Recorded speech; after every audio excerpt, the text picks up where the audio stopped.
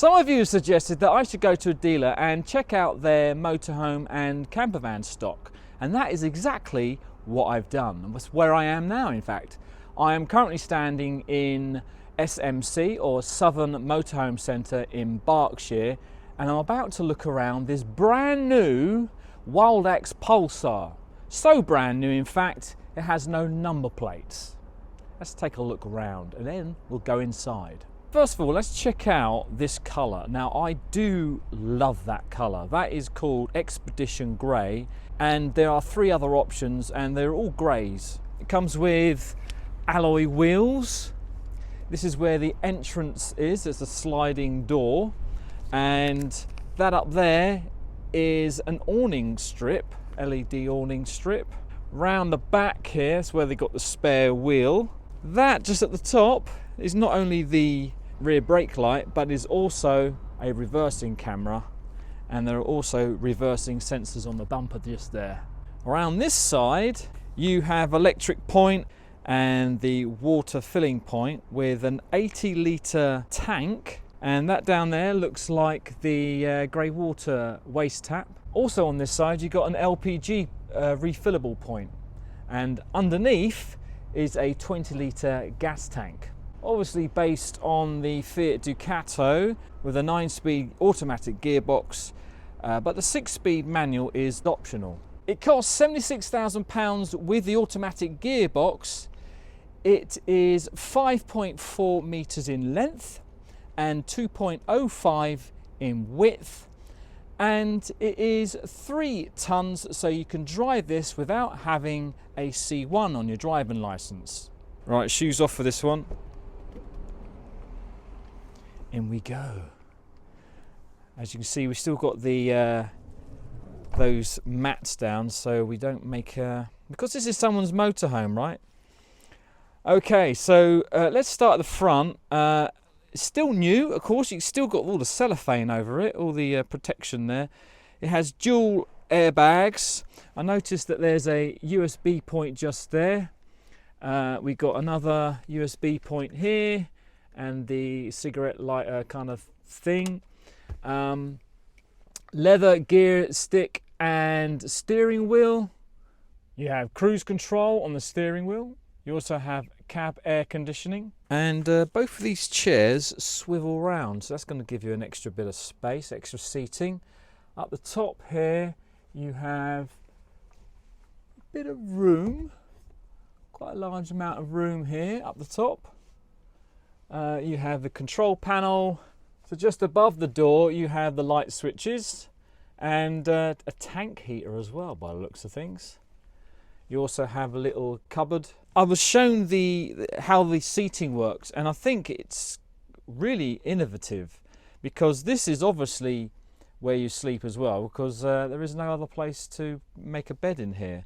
But at the moment we've got an arrangement of a sofa, a settee if you like, 2-seater, and a single-seater, but this can be converted into 2 single seats, 2 single beds, or 1 double bed. Just above the double seat there you have a window, and of course this is a door which slides out as well, so it slides back, and of course if you used it as an entrance you may hit your head on the cupboards at the top here. These are wider than the others. There's 3 others at the at that end, but the depth is the same, and they look like that really. And of course, as you would expect, it's a small motorhome, so you're not going to get, you know, bags and bags of space, but that's quite ample. And what I like is at the very end here is just enough space for a fire extinguisher, I think. But I mean, you can put the fire extinguisher in the side here as well. But that's ideal. You got lighting underneath in the form of a strip light and a reading light. Down here you have floor lighting, very nice, with a 3-pin socket and 2 USB sockets. In fact, you got USB sockets almost everywhere, look. Next to the seats you have a tabletop. They're just there, and then you can see from behind this one, if I pull it out, you'll see where it is. just there.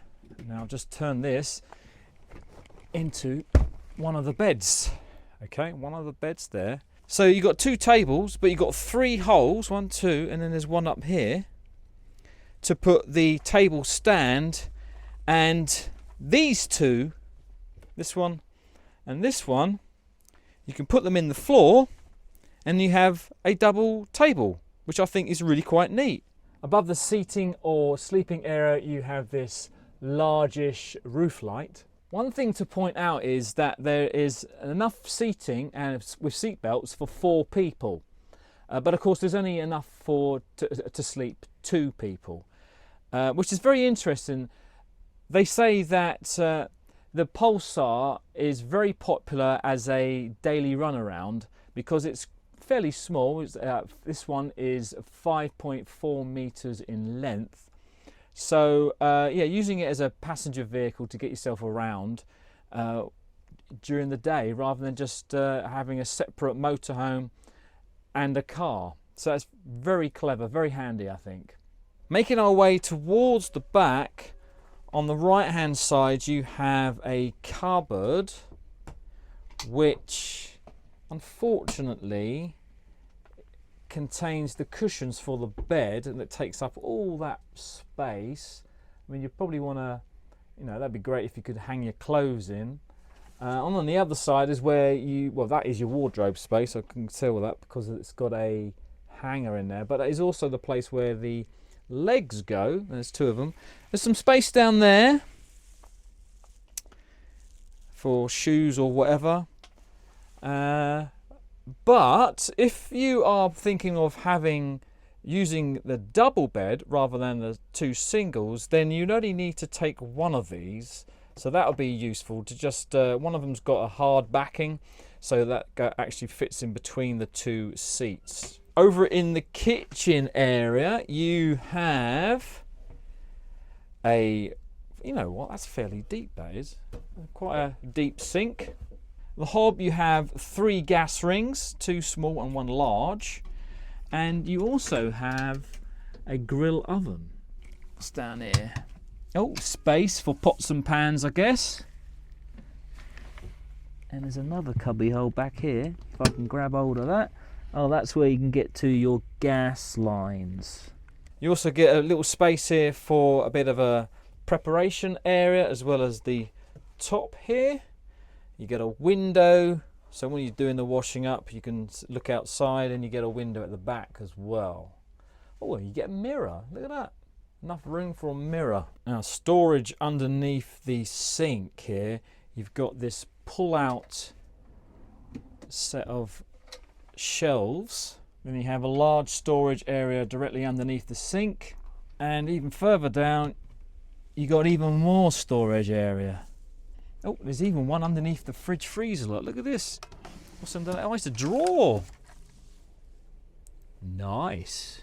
Possibly something even down there, look. Now the fridge freezer, this is different on this model compared to the previous model of Pulsar. This is a 12-volt fridge rather than a 3-way fridge. You got a few shelves in there.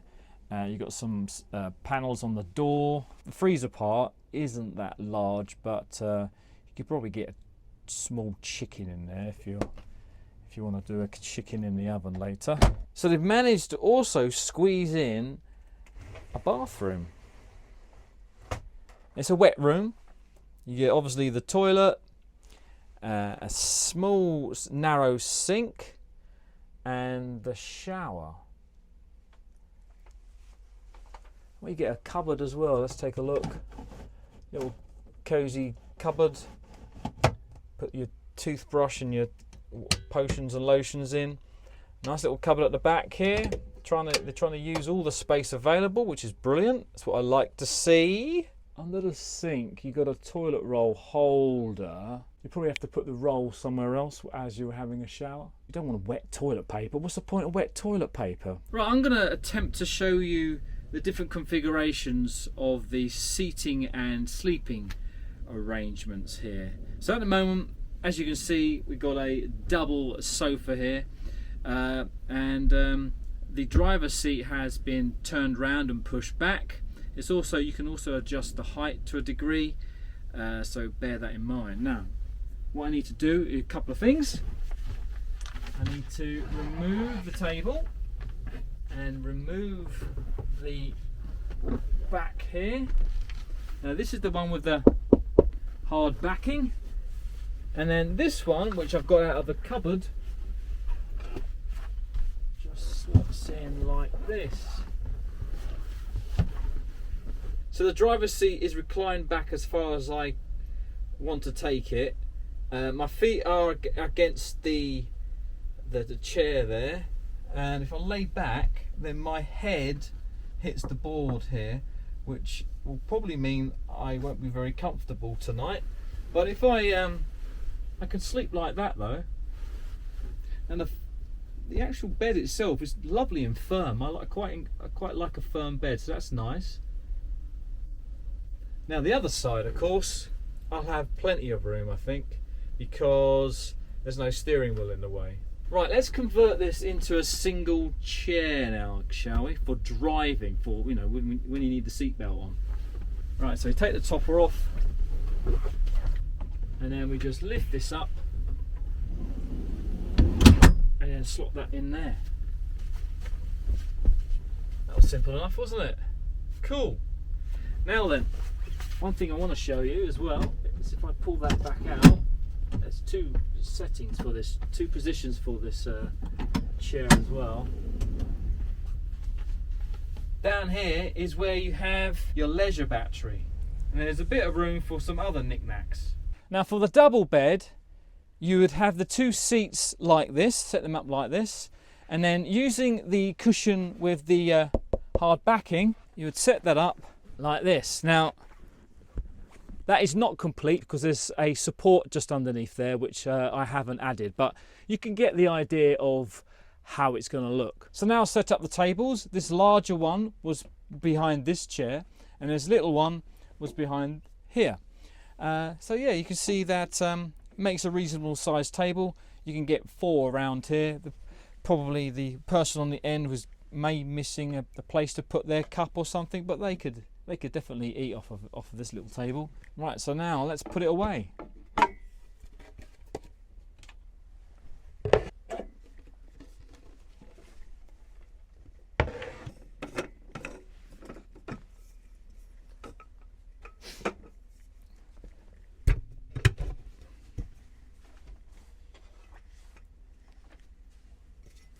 So special thanks go to the Southern Motorhome Centre for allowing me to come here and film the Wildax. If you did enjoy the video, please do give it a thumbs up and subscribe, and see you in the next video. Until then, bye bye.